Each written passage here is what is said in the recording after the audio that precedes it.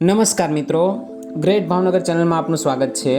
જો અમારા વિડીયો ગમે તો વિડીયોને લાઇક કરજો, શેર કરજો અને અમારી ચેનલ સબસ્ક્રાઈબ કરજો। કદમગીરી કમળાઈ માતાજી મંદિર ભાવનગરનું હિલ સ્ટેશન અને સૌરાષ્ટ્રનું સાપુતારા ગણાતું આ સ્થળ ક્યાં આવેલું છે અને તેની વિશેષતા અને ઇતિહાસ વિશે વાત કરીશું, તો અંત સુધી નિહાળજો અમારો વિડીયો।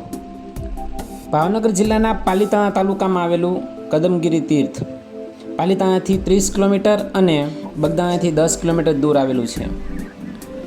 ચારે તરફ હરિયાળા ડુંગરોથી ઘેરાયેલું આ સ્થળ છે।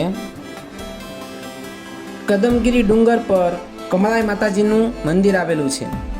કમળાઈ શક્તિપીઠ તરીકે આ સ્થળ પ્રખ્યાત છે। પ્રવાસ પર્યટન સ્થળ તરીકે પણ અપ્રતિમ પ્રાકૃતિક સૌંદર્ય ધરાવે છે। લીલાછમ ડુંગરો અને સુંદર હરિયાળા દ્રશ્યોના કારણે તેને સૌરાષ્ટ્રના સાપુતારા તરીકે ઓળખવામાં આવે છે। અહીંથી શેત્રુંજી ડેમનો સુંદર નજારો પણ જોઈ શકાય છે।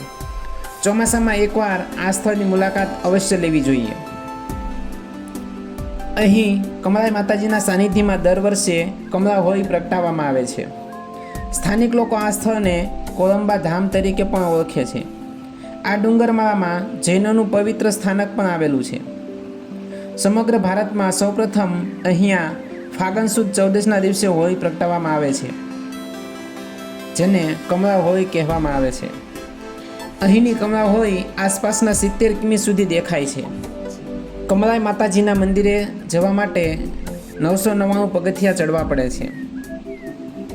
કમળાઈ માતાજીના મંદિરનો ઇતિહાસ જોઈએ તો ભગવાન વિષ્ણુની પત્ની બનવા કદંબાવાસી કમલા દેવીએ ફાગણ સુદ ચૌદસને દિવસે અગ્નિ જ્યોતમાં પોતાનું પરિવર્તન કર્યું, તેથી તે દિવસ કમળા હોળી તરીકે ઓળખાય છે। આ કમલા દેવીના દેહ વિલય પછી તે સમુદ્રમાંથી લક્ષ્મી રૂપે ઉત્પન્ન થયા। કદમવાસીની દેવીનું સ્થાન હોવાથી આ સ્થળ કદમગીરી તરીકે પ્રખ્યાત થયું। અહીં કમલા દેવીની મૂર્તિ નથી, પરંતુ ટોચ ઉપર પશ્ચિમે આંબલીના ઝાડ નીચે પથ્થર પર ત્રિશુલ આકૃતિમાં માતાજી પૂજાય છે। આ સ્થળે સંત શિરોમણી બજરંગદાસ બાપા આવી અને વિષ્ણુ સહસ્ત્રના પાઠ કરતા હતા। આ કમળાઈ માતાજી કામળિયા દરબારો અને બીજી ઘણી કોમના કુલદેવી તરીકે પણ પૂજાય છે। 16મી સદીમાં કચ્છથી માતંગદેવ અહીં અખાત્રીજના દિવસે દર્શનાર્થે આવેલા અને આથી જ એ દિવસની યાદમાં દર વર્ષે અખાત્રીજના દિવસે અહીં ભવ્ય મેળો ભરાય છે અને વર્ષના 12 મહિના અને 7 દિવસ અન્નક્ષેત્રો તો ચાલુ જ રહે છે। પર્વતારોહકો અને ટ્રેકિંગના શોખીનો માટે આ સ્થળ બેસ્ટ છે।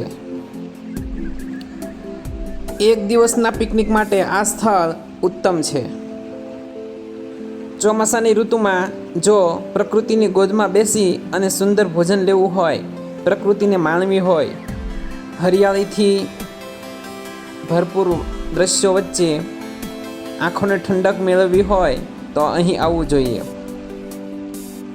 અહીંના પ્રાકૃતિક દ્રશ્યો તમારું મન મોહી લેશે અને ફોટોગ્રાફીના શોખીનો માટે આ સ્થળ ઉત્તમ ગણાય। જો તમારે પ્રકૃતિની ગોદમાં સુંદર ફોટોગ્રાફ્સ પાડવા હોય તો એકવાર અવશ્ય અહીં આવવું જોઈએ।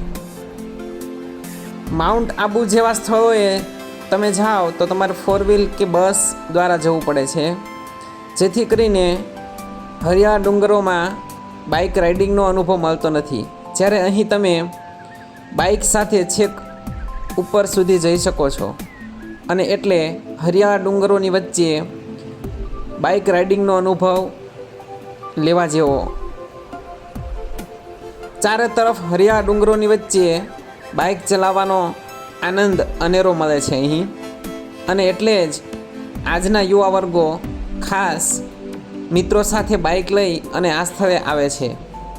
જો તમે પણ આ સ્થળની મુલાકાત નથી લીધી તો એકવાર અવશ્ય પધારજો અને પ્રાકૃતિક દ્રશ્યોનો આનંદ ઉઠાવજો।